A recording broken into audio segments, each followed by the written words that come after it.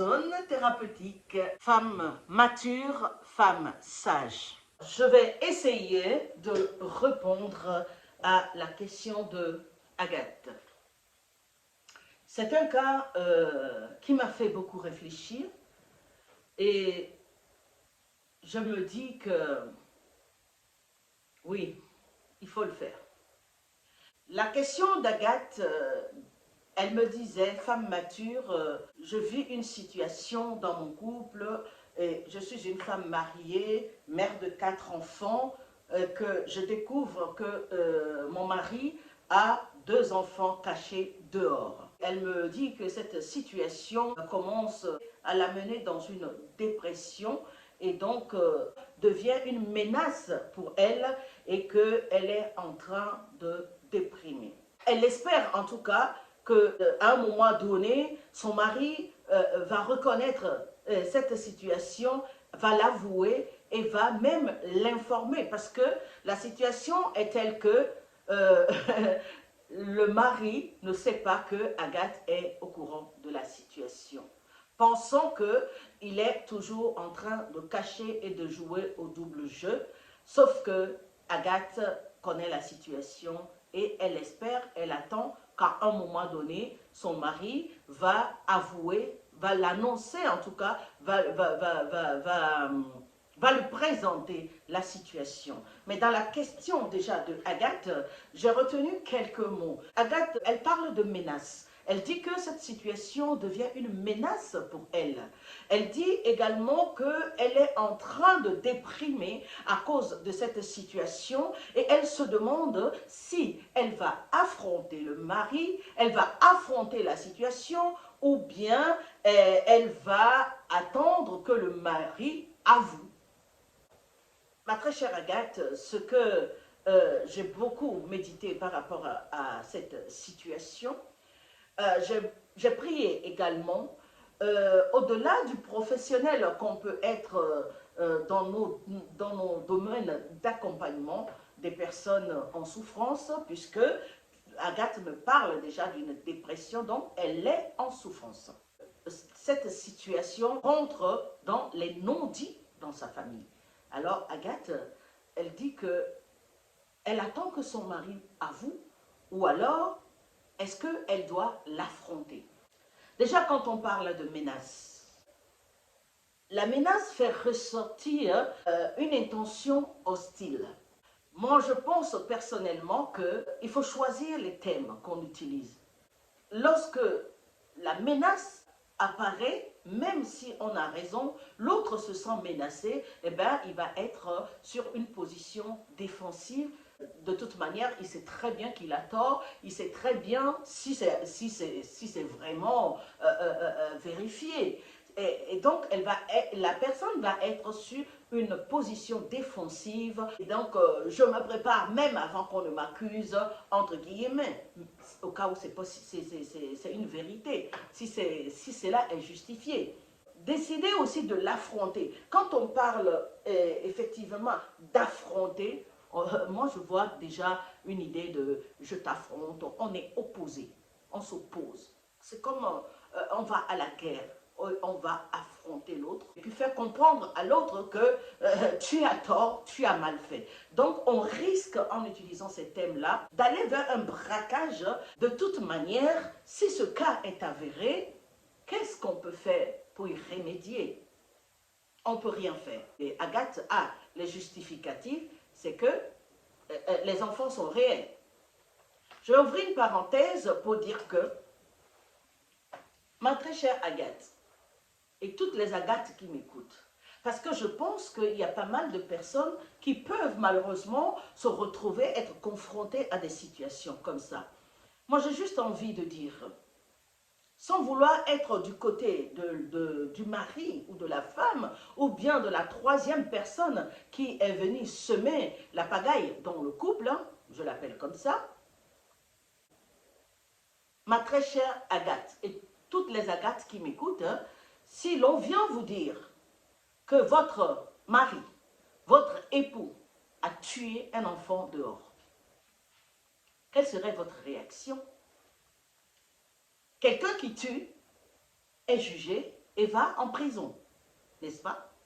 Si on vient vous annoncer que votre mari a ôté la vie à un enfant dehors, je pense que vous, aussi bien vous, moi ou les autres, toutes les Agathes qui m'écoutent, je dis Agathe parce que c'est Agathe qui a posé la question, mais combien d'Agathes il y a dans ce monde? Combien de maris ont des enfants cachés dehors? Et certains vont dire que bon, on va cacher cela jusqu'à mon décès. Et au décès, on voit les enfants surgir à gauche, à droite, et cela devient aussi problématique pour la femme qui est à la maison, qui sait que j'ai mon mari, qui sait qu'on a construit des projets, et donc du coup, au décès du mari, c'est les enfants qui sortent, et ça devient un problème à gérer, non seulement pour l'épouse, mais pour les enfants légitimes du foyer. Qu'est-ce qu'on appelle enfant légitime? Le choc violent que cela peut être à la femme de découvrir après le décès de son mari que son mari a des enfants dehors. Et si ça se passe bien, tant mieux. Mais la femme qui découvre après le décès de son mari que son mari a des enfants dehors et que surtout ses enfants viennent réclamer l'héritage, imaginez l'état de cette femme qui sûrement est en train de déprimer déjà. Je reviens en disant que, Madame Agathe, si l'on vient vous dire à la maison que votre mari a ôté la vie à un enfant dehors, a tué un enfant, sans vouloir, hein, peut-être que ça peut être par accident, par quoi que ce soit, j'en sais rien, ben, il va être jugé, il va aller en prison, parce qu'il a ôté la vie, entre guillemets, à un enfant. Mais là, on dit qu'il a donné vie. Oh là là, ne me jetez pas la pierre, hein. Voilà. Maintenant, je vais dire que quand la situation est telle, qu'est-ce qu'il faut faire?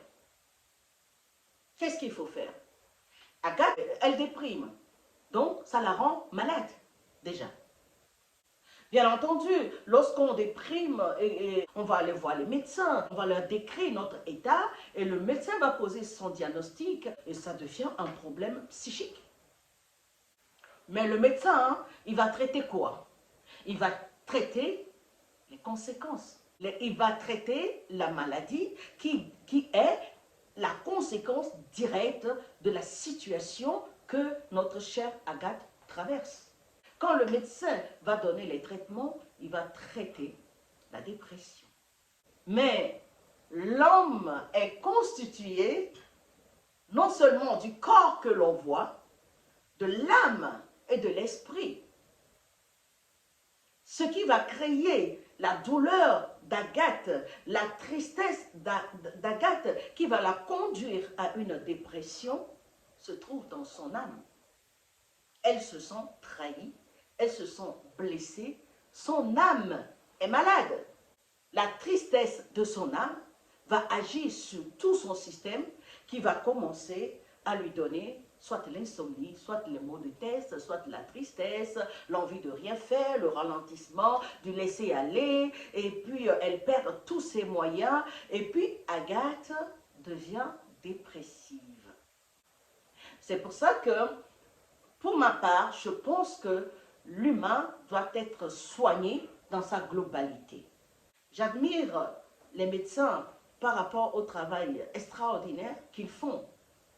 Mais quand on va aller soigner cette dépression, si Agathe n'a pas le courage de dire sa situation à son médecin et qu'en même temps qu'on traite la dépression et qu'on essaye de l'aider psychologiquement, eh bien, Agathe va être sous médicaments de façon continue. On va traiter à chaque fois les conséquences de cette souffrance sans pour autant mettre des mots sur cette douleur que j'ai l'impression que Agathe veut que la vérité soit. Et ce qui est normal, ce qui est normal. Ma très chère Agathe, ta question m'a fait beaucoup réfléchir. Et ce qu'il y a Il y a des choses que je ne peux pas te dire en direct, mais je vais organiser un suivi où on pourra échanger hors caméra. Mais je fais appel à la sagesse de Dieu, je fais appel à l'expérience, je fais appel à l'âge, je fais appel à la mère, la maman que nous sommes. J'ai jamais vu quelqu'un qui a construit quelque chose de beau, de joli et se lève un beau matin et a envie de détruire. C'est les circonstances de vie qui vont pousser même certaines personnes à dire je divorce. Mais est-ce que dans cette situation, divorcer va remédier à ce problème qui est réel et qui existe? Peut-être la personne qui est dehors et qui a ses deux enfants est en train de jouer la complicité du mari. Parce que je ne peux pas entendre et comprendre qu'un homme à qui je fais un enfant, j'accepte de vivre dans l'ombre et je cache les enfants. Mais seulement qu'une grossesse ne se cache pas, un enfant, on peut être dans le non-dit, mais à un moment donné, les enfants grandissent. Quel est cet enfant de dehors qui ne veut pas connaître son père et qui ne veut pas profiter de son père? Dans ce cas-là, je vais dire que ces enfants-là n'en sont pour rien. Ils n'en sont pour rien. C'est deux adultes responsables qui n'ont pas joué leur partition de responsable, sachant que je suis dans un foyer, je suis mariée et légalement, j'ai ma femme, j'ai mes enfants, mais je m'en vais quand même poser ces actes-là dehors. Et donc, chacun doit prendre sa responsabilité. Je ne pense pas que c'est vous qui devez aller affronter votre mari pour cette situation. Je ne pense pas non plus qu'il faut s'attendre, il faut le pousser à ce qu'il vous avoue cette situation. Ça changerait quoi? Oui, on me dira qu'au moins on est apaisé parce qu'on ne nous ment plus. Peut-être que ça va changer son comportement à la maison et pouvoir vivre pleinement sa vie de famille avec sa femme et ses enfants. Parce qu'en permanent, dans la tête, ça tourne. Quand c'est comme ça, eux-mêmes, ils sont en souffrance. Ça tourne dans la tête. Quel mensonge je vais inventer aujourd'hui? À quelle heure je vais partir aujourd'hui? Comment je vais faire en train de cacher des choses? Et là, l'homme ne vit même plus. Et celle qui est dehors, c'est des chantages en permanence. Et je claque les doigts et je veux si. Et si tu ne réponds pas, et donc ta femme va être au courant. Moi, je pense que si les deux personnes dans le couple s'aiment, à un moment donné, il va falloir arrêter tout ce cirque-là, dire la vérité. Et c'est à l'homme de savoir comment dire la vérité. Dire la vérité aussi suppose que, dans cette situation où je vais dire la vérité, je vais devoir me positionner. Surtout que quand on est marié, ou bien sous d'autres cieux encore, on parle de polygamie. Agathe me dit qu'elle est mariée sous monogamie. Alors, je pense que, monsieur, vous avez tout intérêt à être complice avec votre épouse, à jouer un jeu franc, à vous libérer des chantages de dehors, parce qu'au final, ce jeu-là peut être dangereux pour vous-même. Vous allez perdre vos enfants, vous allez perdre Agathe, vous allez perdre les enfants de dehors et vous allez perdre aussi celle qui a fait des enfants dehors.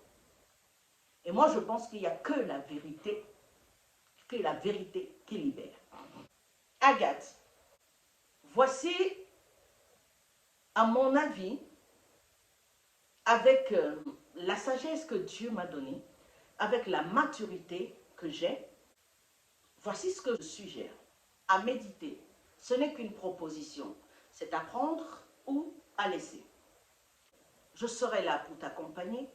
Je peux te donner garantie aussi qu'à l'occasion, je me déplacerai pour qu'on puisse se voir physiquement et échanger là-dessus, te soutenir, te donner les petites astuces qu'il faut, mais je t'invite surtout à aller suivre l'émission où je présente l'homme et la femme Et j'expliquais que dans le couple, quand on est deux personnes qui s'attirent, on est deux ensemble, on a décidé de se mettre ensemble. Maintenant, au départ, tout est question de base qu'on a posé aussi. Est-ce que dans cet ensemble-là, on est côte à côte et puis après on est l'un dans l'autre, il y a un point d'intercession où on met toutes nos histoires là-bas et que je viens avec mon identité, même si je suis mariée, même si je suis une femme soumise, même si je suis une femme selon ce que la parole me dit, est-ce que j'ai mon identité? Ou alors est-ce que je ne vis qu'aux dépens de ce mari-là? Ça va être beaucoup déterminant aussi pour régler cette situation. On n'oublie pas les choses, on ne les efface pas, mais on va vivre avec, mais désormais, en voulant vivre avec, les choses doivent être posées comme il faut, clarifiées comme il faut. Agathe, dès à présent que tu connais cette situation, tu dois chercher non seulement ta sécurité, la sécurité des enfants légitimes qu'il y a dans la maison, tout en sachant que tu dois avoir un cœur de pardon. C'est important. En sachant que ces enfants de dehors n'ont pas choisi d'être des enfants hors ménage également. Et le travail, le gros travail que tu dois faire sur toi, c'est de préparer ton cœur à aimer ses enfants. C'est de préparer ton cœur à donner de l'amour à ses enfants. C'est préparer aussi tes enfants à s'apprêter à cette situation. Parce que du jour au lendemain, quand on vient découvrir qu'on a un frère, une sœur hors mariage, dehors, psychologiquement, ce ne serait pas simple pour les enfants non plus. Donc finalement, pour le plaisir d'une personne, on met tout le monde, et les gens de dehors, et les enfants de dehors, et les enfants de la maison, on joue sur la psychologie de tout le monde, y compris les femmes. Donc Agathe, je pense que dans cette situation, il faut réagir avec l'amour, les stratégies. J'ai dit stratégie, hein? Je n'ai pas dit les ruses. La stratégie, s'approcher des personnes qui peuvent avoir un langage positif. Je dis bien langage positif. Parce que celui qui va venir nous dire, oh, de toute façon, il a fait ci, il a fait ça, tu prends tes affaires, tu pars, tu divorces, mais ça n'enlève pas ta douleur, ça vient plutôt mettre un coup de pied aussi dans des choses que tu as conçues. Soyons sages, soyons matures, soyons intelligents. Maintenant, on doit pouvoir tirer son épingle du jeu. Le pouvoir va changer de main.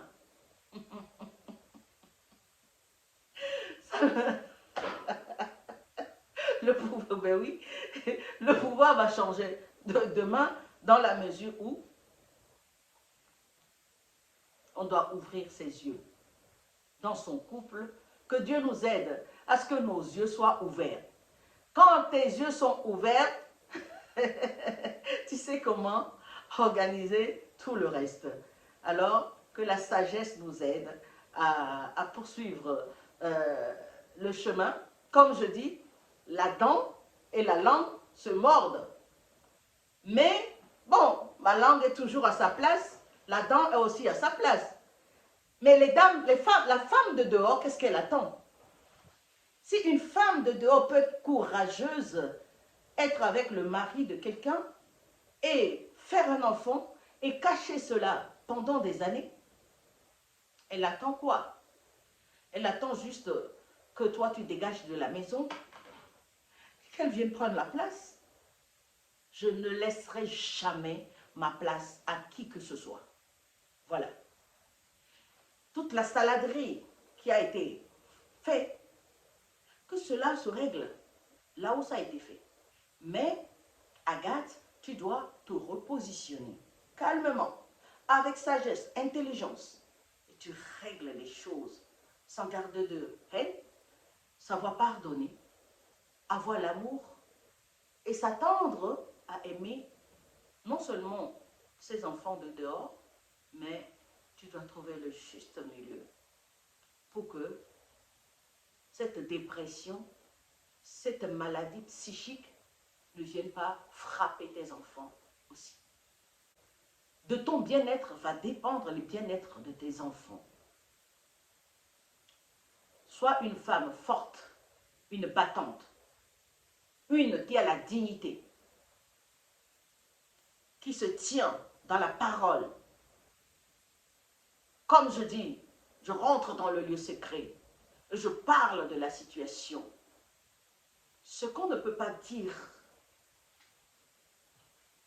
physiquement, en face à face, sachant que ça va créer des histoires, rentre dans le lieu secret, va t'armer. Prends toutes tes armures dans le lieu secret et mets Dieu à ton côté comme allié. Et tu verras la victoire. Femme mature, femme sage. Pour l'heure, voici ce que je pense. Mais, Agathe, je pense que tu as besoin de soutien psychologique. Je pense que tu as besoin de langage positif. Je pense que tu as besoin de quelqu'un qui te donne la force et le courage d'avancer. Moi, cette personne, je l'ai trouvée en Christ. Mais, de temps en temps, on a besoin de se faire soigner. On a besoin de soigner cette dépression-là. Mais pas de soigner uniquement la conséquence, mais de s'attaquer aussi à la cause de cette dépression. Mais voilà, j'espère que j'ai été... j'espère que vraiment, Agathe, vraiment, j'espère que mon langage va pouvoir bouger quelque chose dans ton cœur, dans ta tête. Et que si tu as besoin, si Agathe a besoin, si vous avez besoin, je suis là. Écrivez-moi. aminakolani@gmail.com. Femme mature.